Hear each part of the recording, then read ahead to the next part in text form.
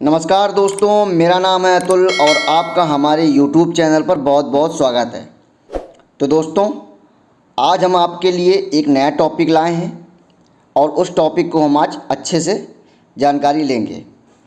तो उस टॉपिक का नाम है भारत के पर्वत। भूगोल, भारत का जो भूगोल है उसका एक महत्वपूर्ण अंग है भारत के पर्वत। तो इससे related exam point of view से जितने भी क्वेश्चन बनते हैं, इंपॉर्टेंट जो क्वेश्चन हैं, उसको हम आज जानकारी लेंगे।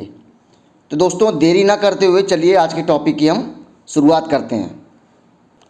तो देखिए दोस्तों, ये है भारत के पर्वत। अगर हम भारत के पर्वत की बात करें तो यह संपूर्ण भारत के 29.3% भूभाग पर पर्वत और पहाड़ियाँ का विस्तार है। तो भारत के जो 29.3% जो भूभाग है वो पहाड़ी एवं पर्वत का वहाँ पे फैला हुआ यह विस्तार है। ठीक है। अगर हम यही बात करें तो भारत के पर्वत को हम दो श्रृंखला में हम बांट सकते हैं। एक है उत्तरी पर्वत श्रृंखला और एक है मध्य एवं दक्षिण पर्वत श्रृंखला। तो इनको हम बांटेंगे। तो हम आज सबसे पहले जानेंगे उत्तरी पर्वत श्रृंखला। तो उत्तरी पर्वत श्रृंखला के बारे में हम ये जानेंगे कि ये भारत की उत्तरी सीमा पर स्थित हिमालय पर्वत एवं विश्व का नया मोड़दार पर्वत है। कौन पर्वत? उत्तरी पर्वत श्रृंखला। अगर हम यही बात करें, हिमालय पर्वत श्रेणी को आयु और नदियों के आधार पर इसको हम समझ सकते हैं। ठीक है दोस्तों। तो हिमालय पर्वत श्रेणी जो है वो उसको हम आयु और नदियों के आधार पर इसको हम समझेंगे। ठीक है दोस्तों। तो सबसे पहले हम समझेंगे आयु के आधार पर। तो आयु के आधार पर हम ये जानेंगे कि देखिए, आयु के आधार पर अगर हम बात करें तो पहला आ जाएगा बृहत हिमालय, दूसरा आ जाएगा लघु हिमालय और तीसरा आ जाएगा शिवालिक हिमालय। इसको हम बृहत हिमालय को हम महान हिमालय के नाम से भी जानते हैं और लघु हिमालय को हम मध्य हिमालय के नाम से भी जानते हैं। अगर हम यही बात करें दोस्तों, सबसे पहला कि बृहत हिमालय की, देखिए बृहत हिमालय या महान हिमालय की हम बात करें तो ये ब्लू कलर का जो महान हिमालय दिख रहा है ये सबसे उत्तरी साइड में है। ठीक है। अगर हम यही लघु हिमालय की बात करें तो ये मध्य में है और शिवालिक हिमालय की बात करें तो ये दक्षिण साइड में है। तो इसको आप लोग मैप में देख सकते हैं। चलिए दोस्तों, अब हम बृहत हिमालय की हम बात करते हैं। तो देखिए, बृहत या महान हिमालय जो है वो इसकी औसतम ऊंचाई जो है वो 6100 मीटर है और ये हिमालय श्रेणी का सबसे प्राचीनतम जो श्रेणी है, पर्वत श्रृंखला है, ये वो है। ठीक है। अगर हम इसके निर्माण की बात करें तो आज से 25 से 40 मिलियन वर्ष पूर्व इसका जो निर्माण हुआ था। अगर हम यही बात करें कि विश्व की सबसे ऊंची चोटी माउंट एवरेस्ट इसी पर्वत श्रृंखला का हिस्सा है, जिसकी ऊंचाई 8848 मीटर या 8848 मीटर या फिर इसको हम ये भी कह सकते हैं 8850 मीटर, इसको हम ये भी बोल सकते हैं। अगर एग्ज़ाम में ऑप्शन में अगर 48 हो, 50 हो, 48 और 50 दोनों हो, 8848 और 8850 दोनों ऑप्शन हो तो आप 8850 में क्लिक करेंगे। बट अगर 8850 ना हो तो आप 8848 मीटर पे क्लिक करेंगे। तो ये चीज़ आप पॉइंट याद रखना, क्योंकि इसका रीज़न ये है क्योंकि प्रेजेंट टाइम पे जो क्या है, हिमालय की लगातार ऊंचाई जो है वो बढ़ रही है। तो प्रेजेंट टाइम पे कई सारे शोध में ये निकला है कि इस प्रेजेंट टाइम पे हिमालय की जो ऊंचाई है वो 2 मीटर बढ़ चुकी है और 8850 मीटर इसकी हिमालय एवरेस्ट की जो है वो ऊँचाई हो चुकी है। अगर हम यही बात करें तो जो ये हिमालय की चोटी है इसको हम नेपाल में किस नाम से जानते हैं? सागर माथा। तो इसको हम नेपाल में सागर माथा के नाम पे हम इसको जानते हैं। ठीक है दोस्तों। अब अगर हम आगे यहीं बात करें शिवालिक हिमालय की, तो शिवालिक हिमालय देखिए, ये हिमालय सबसे बाह्य पर्वत श्रृंखला है। अब हम जब जानते हैं, देखिए ये बाह्य पर्वत श्रृंखला है, ये हिमालय के दक्षिणतम में स्थित है। ये भी जानते हैं कि ये दक्षिण साइड में स्थित है, साउथ साइड में स्थित है और सबसे नवीनतम श्रेणी है। इसका निर्माण आज से 2 से 5 मिलियन वर्ष पूर्व हुआ है। तो इससे एक क्वेश्चन ये बन रहा है कि अगर ये पूछ लिया जाए हिमालय की सबसे दक्षिणतम दक्षिणतम श्रेणी कौन सी है, तो वो है शिवालिक हिमालय। दूसरा पॉइंट ये बन रहा है कि सबसे नवीनतम श्रेणी कौन सी है, तो वो है शिवालिक हिमालय, जिसका निर्माण जो है वो 2 से 5 मिलियन वर्ष पूर्व ही हुआ है। अगर हम यही बात करें लघु हिमालय या मध्य हिमालय की, तो ये शिवालिक हिमालय और महान हिमालय के बीच में स्थित पर्वत श्रृंखला है। तो हम सब जानते हैं महान हिमालय और शिवालिक हिमालय के मध्य में जो ये श्रृंखला है, ये वाली, ये हमारी लघु या मध्य हिमालय। ठीक है दोस्तों। अब हम आगे देखते हैं नदियों के आधार पर हम इसको जानेंगे कि जो पर्वत श्रृंखलाएँ हैं वो नदियों के आधार पर कैसी हैं। तो हम सबसे पहले हम जानेंगे नदियों के आधार पर। देखिए नदियों के आधार पर इसको हम चार भागों में इसको हम बांटा गया है। तो पहला कौन सा है, पंजाब हिमालय। तो पंजाब हिमालय की हम अगर बात करें तो सतलज एवं सिंधु नदी के बीच में स्थित पंजाब हिमालय या कश्मीर हिमालय के नाम से इसे हम जानते हैं। देखिए ये हमारी है सिंधु नदी और ये है सतलज नदी, इसके बीच का जो भाग है वो कश्मीर या पंजाब हिमालय के नाम से इसको हम जानते हैं। अगर हम पंजाब हिमालय की चौड़ाई की बात करें तो पंजाब हिमालय की चौड़ाई जो वो अन्य हिमालय से सबसे अधिक इसकी चौड़ाई है। अगर हम इसकी यही दोस्तों बात करें, पंजाब हिमालय कश्मीर, लद्दाख और हिमाचल ये 3 राज्यों में फैला हुआ है। तो देखिए ये वाला साइड हो जाएगा लद्दाख, ये वाला हो जाएगा कश्मीर और ये वाला हो जाएगा हिमाचल। तो ये 3 क्षेत्र में 3 भाग में ये फैला हुआ है पंजाब हिमालय। अब अगर हम दोस्तों आगे हम बात करें तो देखिए आगे हम बात करते हैं काराकोरम पर्वत श्रृंखला की। तो काराकोरम पर्वत श्रृंखला जो है इसे हम एशिया की रीढ़ भी कहा जाता है। तो ये इंपॉर्टेंट क्वेश्चन है कि एशिया की रीढ़ किसे कहा जाता है, तो काराकोरम पर्वत श्रृंखला।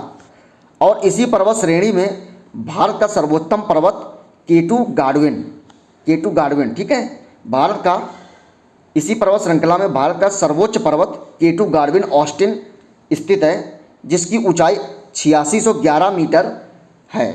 काराकोरम पर्वत को पहले हम नीलगिरी के नाम से भी हम जानते थे। तो यहाँ पे 2-3 पॉइंट बन रहे हैं कि अगर हम बात करें भारत के सर्वोच्च पर्वत श्रृंखला भारत का सर्वोच्च पर्वत कौन सा है, तो केटू। अगर हम बात करें तो काराकोरम पर्वत श्रृंखला को पहले हम किस नाम से जानते थे, तो वो है कृष्णागिरी के नाम से इसको हम जानते थे। और अगर हम बात करें काराकोरम पर्वत श्रृंखला को हम रीढ़ की एशिया की रीढ़ भी कहा जाता है इसको, तो ये भी आप याद रखिएगा। अब हम आगे चलेंगे दोस्तों, अब हम जानेंगे लद्दाख पर्वत श्रेणी। तो लद्दाख पर्वत श्रेणी के बारे में जानेंगे। ये विश्व की सबसे तीव्र ढाल वाली चोटी है। चोटी राग पोशी लद्दाख पर्वत श्रेणी में ही स्थित है।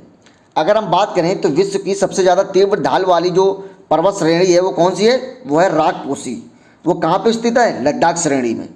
अब अगर हम बात करें जास्कर पर्वत श्रेणी की, तो ये पंजाब हिमालय में स्थित है। कौन सी, जास्कर पर्वत श्रेणी। देखिए ये जास्कर पर्वत श्रेणी है ये वाली, तो ये पंजाब हिमालय में स्थित है।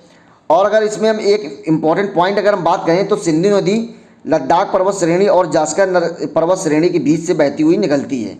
तो हम सब जानते हैं, देखिए ये है हमारी जास्कर और ये है हमारे लद्दाख पर्वत श्रेणी पर्वत, तो उसके बीच से एक नदी निकली है जो कौन सी नदी है, सिंधु नदी।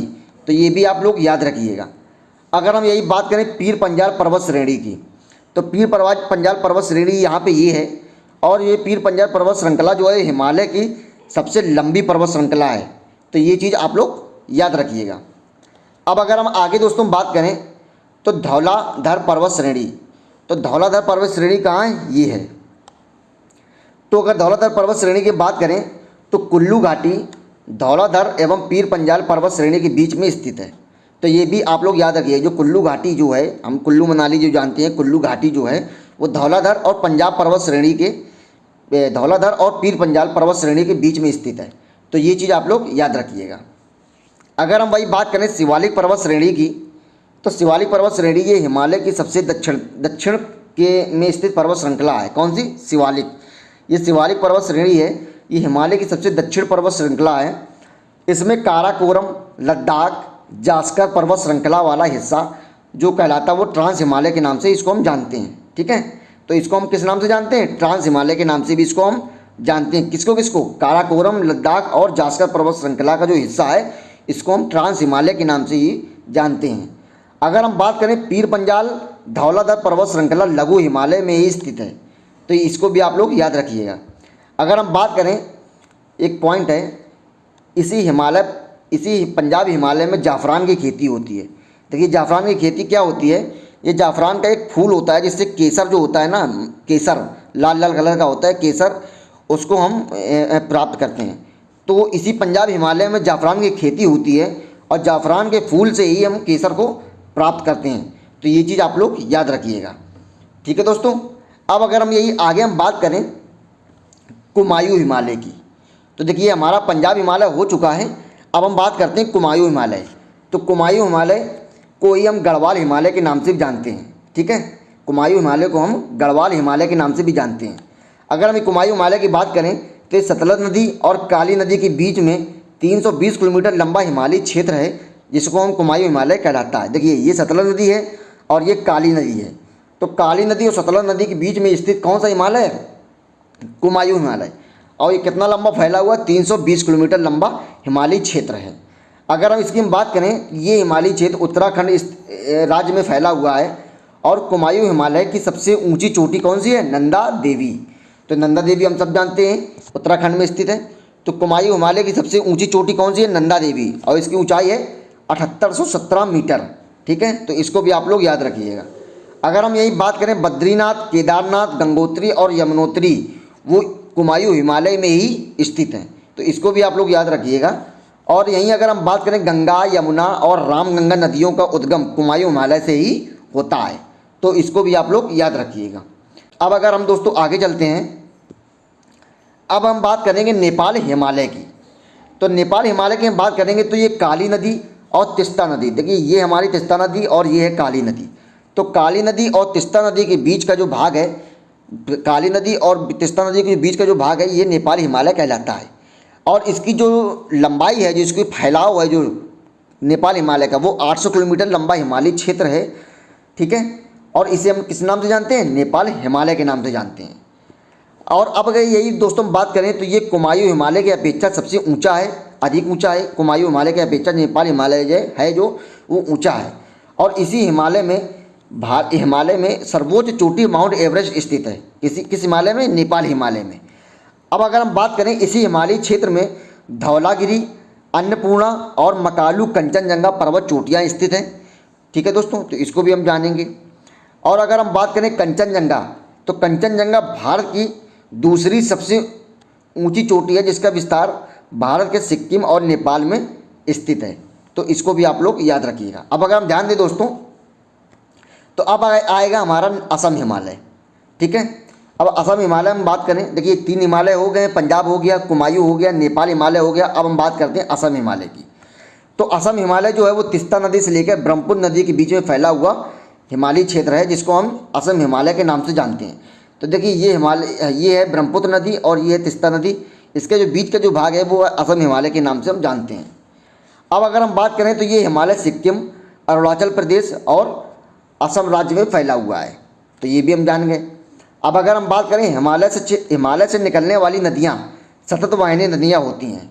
अब सतत वाहिनी नदियाँ क्यों होती हैं? देखिए ये ग्लेशियर जो होता है, इससे क्या होता है, वो जल का स्राव होता रहता है और इससे लगातार पूरे वर्ष भर इसमें नदियाँ सूखती नहीं है, वर्ष भर इसमें पानी आता रहता है।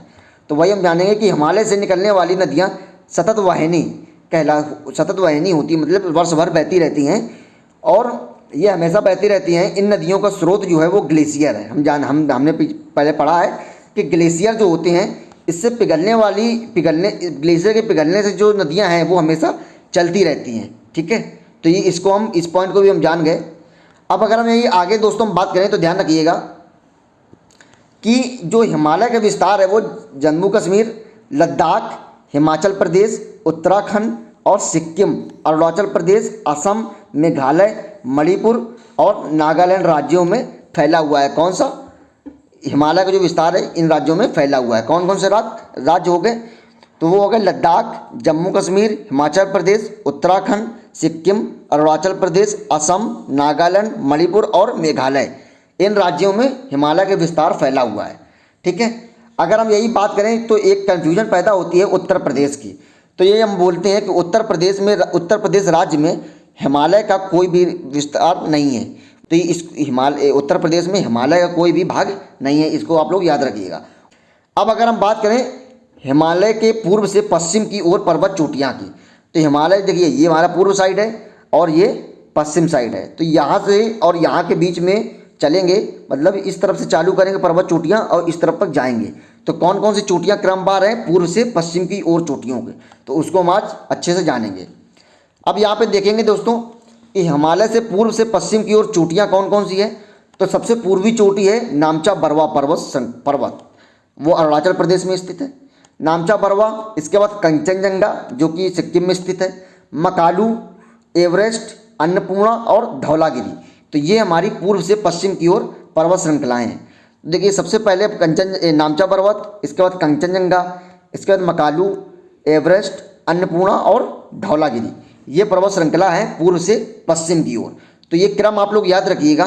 कभी कभी जो एग्ज़ाम में जो मिलान वाला आता है तो उसमें क्रम पूछ लेता है मिलान के माध्यम से। इसके बाद दोस्तों हम आगे अगर हम देखेंगे, अब हम बात करेंगे पटकाई पर्वत श्रृंखला की। पटकाई पर्वत श्रृंखला, पटकाई बुम, जिसके बारे में हम आज जानकारी लेंगे।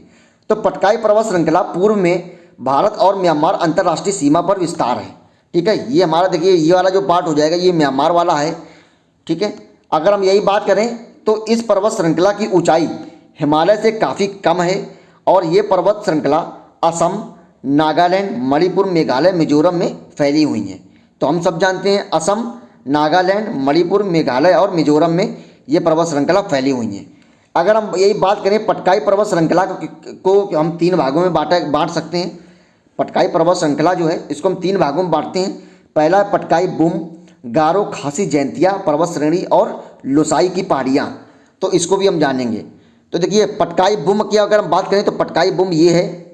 ठीक है, अगर लुसाई की बात करें तो लुसाई की पर्वत श्रृंखला ये है और गारो, खासी और जैंतिया ये पर्वत श्रृंखला है। तो इसके बारे में हम जानकारी ले चुके हैं। ठीक है, अगर हम यही एक नोट है इसको भी हम जान लेंगे कि देखिए नागा पहाड़ियाँ जो हैं, हम एक के पहाड़ियाँ हैं नागा पहाड़ियाँ, एग्जाम में कई बार पूछ चुका है कि नागा पहाड़ियाँ पूर्व में स्थित नागालैंड, तो नागालैंड यहाँ पे स्थित है। तो पूर्व में स्थित नागालैंड में नागा पहाड़ियाँ जो है वो पूर्व में स्थित नागालैंड में स्थित हैं और ये भारत और म्यांमार अंतर्राष्ट्रीय सीमा पर स्थित हैं। ठीक है, तो नागा पहाड़ियाँ भारत और म्यांमार के अंतर्राष्ट्रीय सीमा पर स्थित हैं और ये नागालैंड में स्थित हैं। ठीक है दोस्तों, तो ये भी हम पॉइंट जान चुके हैं। अब अगर दोस्तों आगे हम अगर बात करें, अब हम जानेंगे, देखिए ये हमारे उत्तर पर्वत श्रृंखला जो हैं वो हमारी हो चुकी हैं। अब हम जानकारी लेंगे मध्य या दक्षिण पर्वत श्रृंखलाओं के बारे में। ठीक है, अब अगर दक्षिण पर्वत श्रृंखलाओं या मध्य पर्वत श्रृंखलाओं के बारे में अगर जानकारी लें तो सबसे पहली पर्वत श्रृंखला है पहले अरावली पर्वत श्रेणी। तो अरावली पर्वत श्रेणी की बात करें तो ये गुजरात से लेकर राजस्थान, हरियाणा तक फैली हुई हैं और कितने क्षेत्र में फैली हुई हैं, 800 किलोमीटर लंबी क्षेत्र में इसका फैलाव है। अगर हम यही बात करें तो ये पर्वत श्रेणी 570 मिलियन वर्ष पूर्व है। इसको आप लोग याद रखिएगा, वेरी मोस्ट इंपॉर्टेंट है। 570 मिलियन वर्ष पूर्व ये पर्वत श्रेणी है और ये भारत की नहीं है, विश्व की सबसे प्राचीन पर्वत श्रृंखलाओं में से एक है। तो अगर हम यही बात करते हैं भारत की सबसे प्राचीनतम पर्वत श्रृंखला अरावली, अगर हम यही बात करें विश्व की सबसे पुरानी या प्राचीनतम पर्वत श्रृंखला तो भी अरावली। तो इसको आप लोग याद रखिएगा। अब अगर हम यही बात करें अरावली पर्वत श्रृंखला की सबसे ऊंची चोटी कौन सी है तो वो है गुरु शिखर। तो गुरु शिखर हम सबसे ऊंची चोटी है अरावली पर्वत श्रृंखला की, उसकी ऊंचाई कितनी है 1722 मीटर। तो इसको भी आप लोग याद रखिएगा और ये राजस्थान में स्थित है। ठीक है, तो इसको भी आप लोग याद रखिएगा। अब अगर हम अगला बात करें विंध्याचल पर्वत श्रृंखला की, तो विंध्याचल पर्वत श्रृंखला देखिए ये है और विंध्याचल पर्वत श्रृंखला बहुत ही पुरानी और मोड़दार जो पर्वत श्रृंखला है। ठीक है, ये कहाँ पे फैला, इसका विस्तार कहाँ पे है तो इसका विस्तार गुजरात, मध्य प्रदेश, उत्तर प्रदेश और झारखंड में इसका फैलाव है। तो इसको भी आप लोग याद रखिएगा। अगर हम यही बात करें मध्य प्रदेश और उत्तर प्रदेश में फैले कुछ हिस्से को हम भारनेर की पहाड़ियों के नाम से भी हम इसको जानते हैं। तो एग्जाम पॉइंट ऑफ व्यू से ये काफ़ी इंपॉर्टेंट है, काफ़ी बार पूछ चुका है कि भारनेर की पहाड़ियाँ कहाँ पे स्थित है। तो भारनेर की पहाड़ियाँ मध्य प्रदेश और उत्तर प्रदेश के कुछ भाग में फैली हुई हैं। ठीक है, अगर हम यही बात करें मध्य प्रदेश और उत्तर प्रदेश के कुछ भूभाग में कैमूर श्रेणी भी स्थित है। तो कैमूर श्रेणी भी स्थित है कहाँ पे, मध्य प्रदेश और उत्तर प्रदेश के कुछ भूभाग में। तो इसको भी हम जान गए। अगर हम यही बात करें पारसनाथ की पहाड़ियों को, तो पारसनाथ की पहाड़ियाँ जो है वो झारखंड में विंध्याचल के कुछ हिस्से को पारसनाथ की पहाड़ियों के नाम से भी हम इसको जानते हैं। तो देखिए विंध्याचल का ये भाग है, देखिए ये पूरी जो पर्वत श्रृंखला ये विंध्याचल पर्वत श्रृंखला है। ठीक है, अब इसी पर्वत श्रृंखला की अगर हम बात करें तो ये हमारा विंध्याचल पर्वत हो गया, ये कैमूर हो गया और ये पारसनाथ की पहाड़ियाँ हो गई। तो ये कुछ पॉइंट थे जिसको एग्जाम पॉइंट ऑफ व्यू से काफ़ी इंपॉर्टेंट है। अगर हम बात करें इसको भी ध्यान रखिएगा, देखिए पारसनाथ की जो पहाड़ियाँ हैं वो जैन मंदिर के लिए प्रसिद्ध हैं। इसको भी आप लोग याद रखिएगा, जैन मंदिर के लिए प्रसिद्ध हैं। और इस पहाड़ी की ऊंचाई कितनी है, पारसनाथ की पहाड़ी की ऊंचाई 1365 मीटर इसकी ऊंचाई है। ठीक है दोस्तों, तो ये भी हमने जान लिया। अब अगर हम बात करें तो आगे आ गया सतपुड़ा पर्वत श्रृंखला। तो सतपुड़ा पर्वत श्रृंखला की अगर हम बात करें तो सतपुड़ा पर्वत श्रृंखला दक्कन के पठार का ही भाग है। तो दक्कन का एक पठार है, उसका ये भूभाग है, और जो कि 3 भागों में बटी हुई है। कौन सी? सतपुड़ा पर्वत श्रृंखला 3 भागों में बटी हुई है। कौन कौन सी है? तो एक हो गया सतपुड़ा, एक हो गया महादेव, और तीसरा हो गया मैकाल। ठीक है, तो इसको भी हम जानेंगे आगे। तो देखिए पश्चिम में इसे राजपीपला की पहाड़ियों के नाम से भी इसको हम जानते हैं। तो देखिए राजपीपला की पहाड़ी या सतपुड़ा की पहाड़ी एक ही चीज़ है, बस इसे पश्चिम में हम इसे राजपीपला की पहाड़ियों के नाम से जानते हैं। अगर पूरे भारत में बात करें तो इसे सतपुड़ा पर्वत श्रृंखला के बारे में हम इसको नाम से इसको हम जानते हैं। अगर हम यही बात करें दोस्तों, मध्य प्रदेश में इसके कुछ भूभाग को महादेव की पहाड़ियों के नाम से इसको हम जानते हैं मध्य प्रदेश में। तो देखिए सतपुड़ा पर्वत श्रेणी को मध्य प्रदेश में कुछ भूभाग को हम महादेव की पहाड़ियों के नाम से भी इसको हम जानते हैं। अगर हम यही छत्तीसगढ़ की बात करें तो छत्तीसगढ़ में इसी पर्वत श्रृंखला को हम मैकाल पर्वत श्रृंखला के नाम से इसको हम जानते हैं। देखिए अगर हम मध्य प्रदेश में बात करें तो इसको महादेव के नाम से जाना जाता है, और छत्तीसगढ़ में इसको हम बात करें तो ये मैकाल के नाम से इसको हम जानते हैं। ठीक है दोस्तों, अब अगर हम आगे बात करें सतपुड़ा पर्वत श्रेणी की सबसे ऊंची चोटी कौन सी है, तो सतपुड़ा पर्वत श्रृंखला की सबसे ऊंची चोटी है वो है धूपगढ़। इसको आप लोग याद रखिएगा। और धूपगढ़, इसकी ऊंचाई कितनी है, तो इसकी ऊंचाई है 1350 मीटर, जो कि महादेव की पहाड़ी का एक हिस्सा है। तो महादेव की पहाड़ी का एक हिस्सा है कौन सा? धूपगढ़ की पर्वत चोटी सबसे ऊंची चोटी है, और 1350 मीटर की इसकी ऊंचाई है। अब अगर इसी पर्वत श्रृंखला की उत्तरी भाग को हम बात करें तो इसी पर्वत श्रेणी की उत्तरी भाग पर नर्मदा नदी और दक्षिणी भाग पर ताप्ती नदी बहती है।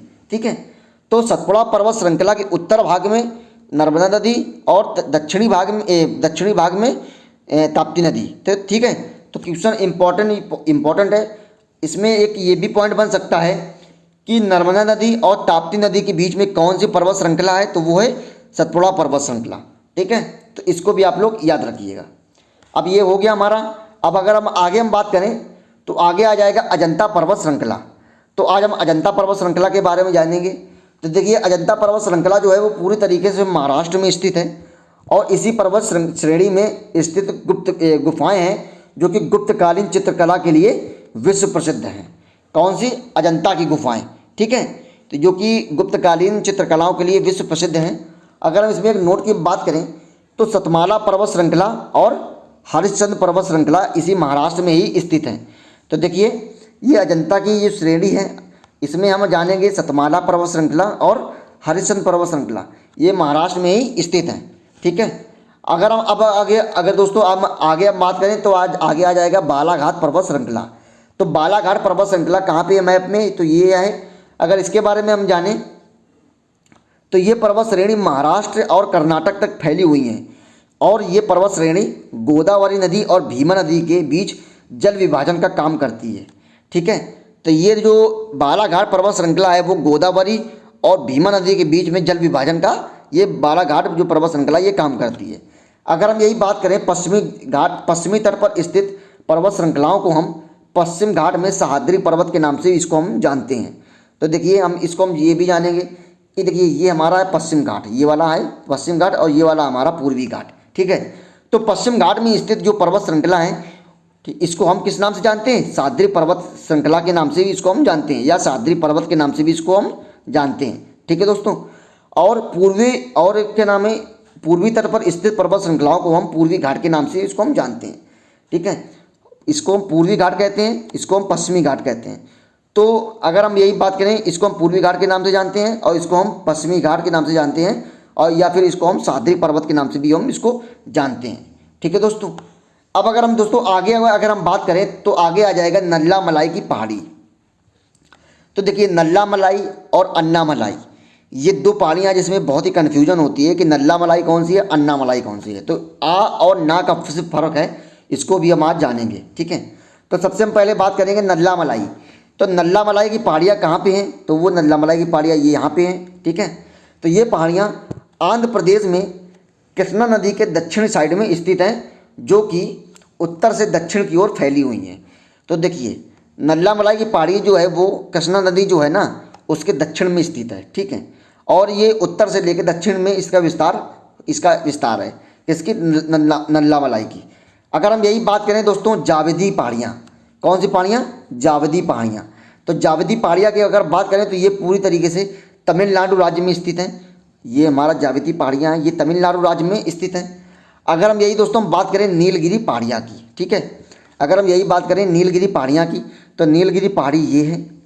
तो नीलगिरी पहाड़ी की अगर बात करें तो ये जहाँ पर पूर्वी घाट और पश्चिमी घाट मिलते हैं। देखिए अब अगर हम ये बात करें, एक सेकंड मैप में ही बताता हूँ आपको।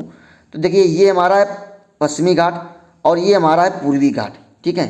तो पूर्वी घाट और पश्चिमी घाट कहाँ पे मिलते हैं? ये पूर्वी घाट है और ये पश्चिमी घाट है और ये पूर्वी घाट है। तो ये मिलते हैं हमारे नीलगिरी पर्वत श्रृंखला में यहाँ पे, ठीक है।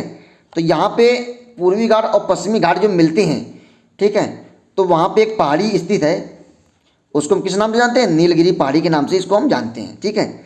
और ये पहाड़ी केरल और तमिलनाडु कर्नाटक 3 राज्यों में फैली हुई है। तो इससे हम जानेंगे नीलगिरी पहाड़ी केरल, तमिलनाडु और कर्नाटक राज्यों में फैली हुई है। और नीलगिरी पहाड़ियों को हम पहाड़ियों की रानी के नाम से भी इसको हम जानते हैं। तो ये काफ़ी इंपॉर्टेंट है, एग्जाम में पूछ भी चुका है कई बार कि पहाड़ियों की रानी किस पर्वत श्रेणी को हम जानते हैं, पर पहाड़ी को कहते हैं, तो वो है नीलगिरी पहाड़ी को, ठीक है। अगर हम इसकी बात करें नीलगिरी पहाड़ी की सबसे ऊंची चोटी कौन सी है, तो वो है डोडा बेट्टा। तो नीलगिरी पहाड़ी की सबसे ऊंची चोटी है डोडा बेट्टा, जिसकी ऊंचाई है 2637 मीटर। तो डोडा बेट्टा जो है वो 2637 मीटर इसकी ऊंचाई है, जो कि नीलगिरी पहाड़ी का सबसे ऊंची चोटी है डोडा बेट्टा, ठीक है, जो दक्षिण भारत की दूसरी सबसे ऊंची चोटी है। अब अगर हम बात करें डोडा बेट्टा दक्षिण भारत की दूसरी सबसे ऊंची चोटी है, ठीक है। अब अगर हम कहेंगे कि दूसरी हम क्यों पढ़ रहे हैं, पहली तो हमने जाने नहीं, तो पहली हम आगे जानेंगे। तो अगर हम डोडा बेट्टा की बात करें तो इसकी ऊंचाई है 2637 मीटर और ये दक्षिण भारत की दूसरी सबसे ऊंची चोटी है, ठीक है। और ये इसमें क्या नाम प्रसिद्ध टोडा जनजाति इसमें निवास करती है नीलगिरी पहाड़ी में, ठीक है। तो ये हो गई। अब अगर हम आगे बात करें तो अन्नामलाई की, तो अन्नामलाई की पहाड़ी कहाँ पे है? तो अन्नामलाई की पहाड़ी ये यहाँ पे स्थित है, ठीक है। तो अन्नामलाई की पहाड़ी केरल और तमिलनाडु राज्य में स्थित है। देखिए नल्लामलाई कहाँ पे स्थित थी? केरल, तमिलनाडु और कर्नाटक 3 राज्यों में फैली हुई थी। और अन्नामलाई केरल और तमिलनाडु में राज्यों में फैली हुई है, ठीक है। और इसकी सबसे ऊंची चोटी है वो है अनामुदी, ठीक है। तो अन्नामलाई की सबसे ऊंची चोटी है अनामुदी, इसकी ऊंचाई है 2695 मीटर और ये दक्षिण भारत की सबसे ऊंची चोटी है, ठीक है। तो हम ये जान चुके। तो देखिए दक्षिण भारत की सबसे ऊंची चोटी की अगर हम बात करें तो वो है अनामुदी, ठीक है। अनामुदी जिसकी ऊंचाई कितनी है? 2695 मीटर, ये अन्नामलाई पहाड़ी में स्थित है। अगर हम यही दोस्तों बात करें कार्डमम पहाड़ियाँ की, ठीक है, कार्डमम पहाड़ियाँ कहाँ है ये? तो अगर कार्डमम पहाड़ियाँ की हम बात करें तो ये पहाड़ियाँ केरल और तमिलनाडु राज्य में स्थित हैं और ये भारत की अंतिम पहाड़ियाँ के नाम से अंतिम पहाड़ियाँ हैं। मतलब ये भारत में सबसे लास्ट में, दक्षिण साइड में सबसे लास्ट में पहाड़ियाँ हैं। तो इसको हम ये भी जानते हैं कि ये सब भारत की सबसे अंतिम पहाड़ियाँ हैं। और इसको हम भारत में, अगर ये भी एक क्वेश्चन बन सकता है कि भारत की सबसे दक्षिण के में स्थित पहाड़ी को किस नाम से जानते हैं? तो भारत में स्थित दक्षिण की पहाड़ी में स्थित पहाड़ी को हम कार्डमम पहाड़ियों के नाम से इसको हम जानते हैं, ठीक है दोस्तों। अगर हम यही दोस्तों बात करें, कार्डमम पहाड़ियों हैं इलायची की खेती के लिए विश्व प्रसिद्ध है। कार्डमम पहाड़ियाँ किसके लिए फेमस हैं? इलायची की खेती के लिए। और इसको हम इलायची की पहाड़ियों के नाम से भी इसको हम जानते हैं। तो कार्डमम पर्वत श्रृंखला को हम, कार्डमम पहाड़ियों को भी हम इलायची पर्वत पहाड़ी के नाम से भी इसको हम जानते हैं, क्योंकि इस पर्वत श्रेणी में इलायची की खेती होती है, ठीक है। तो ये भी हम जान चुके हैं। अब एक पॉइंट है दोस्तों, इसको आप लोग जान लीजिएगा, ये भी काफ़ी इंपॉर्टेंट है कि पूर्वी घाट पर्वत श्रृंखला की सबसे ऊंची चोटी कौन सी है? तो वो है महेंद्रगिरी। ये हमारा पूर्वी घाट। तो पूर्वी घाट में ऊंची चोटी है वो है महेंद्रगिरी, ठीक है। और अगर हम यही बात करें पश्चिमी घाट में स्थित सबसे ऊंची चोटी कौन सी है? तो वो है अन्नामुदी। तो इसको भी आप लोग याद रखिएगा।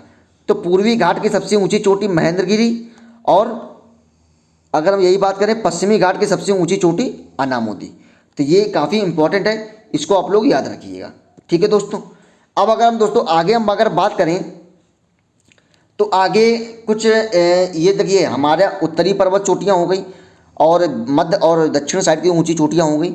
इसके अलावा कुछ इंपॉर्टेंट पॉइंट है, इंपॉर्टेंट चोटियाँ हैं, उसके बारे में जानते हैं, जो कि एग्जाम में कई बार उससे क्वेश्चन बन चुका है, ठीक है। तो ये पूरे भारत के भूभाग में फैली हुई अलग अलग क्षेत्र में है, तो इसको भी हम जानेंगे। तो सबसे पहले आ गया मांडव पहाड़ियाँ। तो मांडव पहाड़ियाँ कहाँ है? तो ये गुजरात में स्थित है। ये हो गया मांडव पहाड़ियाँ। तो ये गुजरात के कठियावाड़ में स्थित ये पर्वत श्रृंखला है। कौन सी? मांडव पहाड़ियाँ। ठीक है दोस्तों। अगर हम यही बात करें सेवरॉय की पहाड़ियाँ, तो सेवरॉय की पहाड़ियाँ कहाँ पर स्थित है? तो सेवरॉय की पहाड़ियाँ ये हैं और ये तमिलनाडु राज्य में स्थित हैं और इसका विस्तार 50 वर्ग किलोमीटर क्षेत्र में फैला हुआ है। किसकी? सेवरॉय पीक की पहाड़ियाँ। ठीक है। अब अगर हम बात करें दोस्तों नामचा बरवा पर्वत की, तो हम जान चुके हैं भारत की सबसे पूर्वी पर्वत श्रृंखला कौन सी है? नामचा पर्वत पर्वत है। ठीक है। तो नामचा बरवा पर्वत ये भारत के अरुणाचल प्रदेश और तिब्बत बॉर्डर में स्थित है, हम सब जानते हैं। ठीक है। और भारत जो कि हिमालय की सबसे पूर्वी की ऊंची चोटी है। तो ठीक है। तो हिमालय की सबसे, अगर हम बात करें हिमालय की सबसे पूर्वी ऊंची चोटी की कौन सी है? तो वो है नामचा बरवा पर्वत। ठीक है। तो ये भी हम जान चुके। अब अगर हम बात करें दोस्तों, अगर हम बात करें अंडमान निकोबार, तो अंडमान निकोबार की सबसे ऊंची चोटी कौन सी है? तो वो है सैडल पीक। ठीक है। और अगर हम यही दोस्तों बात करें लक्षद्वीप जो है उसकी सबसे ऊंची चोटी कौन सी है? तो वो है नारचो। ठीक है दोस्तों। तो ये भी हम जान गए। तो ये कुछ दोस्तों पहाड़ियाँ थी जो कि भारत के लिए इम्पोर्टेंट थी, जो कि एग्ज़ाम पॉइंट ऑफ व्यू से काफ़ी इम्पोर्टेंट थी, जो कि भारत के भूगोल का एक अहम हिस्सा है। तो दोस्तों ये हमारे भारत के भूगोल में भारत की जो पहाड़ियाँ हैं उसको आज हमने अच्छे से जाना, उसको आज हमने अच्छे से परखा, अच्छे से पढ़ा। उम्मीद करता हूँ कि आपको समझ में ज़रूर आया होगा, क्योंकि मैंने तो पूरी कोशिश की है दोस्तों। ठीक है दोस्तों। तो आज के लिए दोस्तों बस इतना ही, लेकिन चलने से पहले आप लोग मेरे इस चैनल को सब्सक्राइब जरूर कर लीजिएगा और अपना ढेर सारा प्यार दीजिएगा और बेल आइकन को भी दबा दीजिएगा। ठीक है दोस्तों। तो दोस्तों चलिए फिर आज के लिए बस इतना ही। कल हम आपके लिए हाजिर होंगे एक नए वीडियो नए टॉपिक के साथ में। तब तक के लिए नमस्कार, जय हिंद, वंदे मातरम।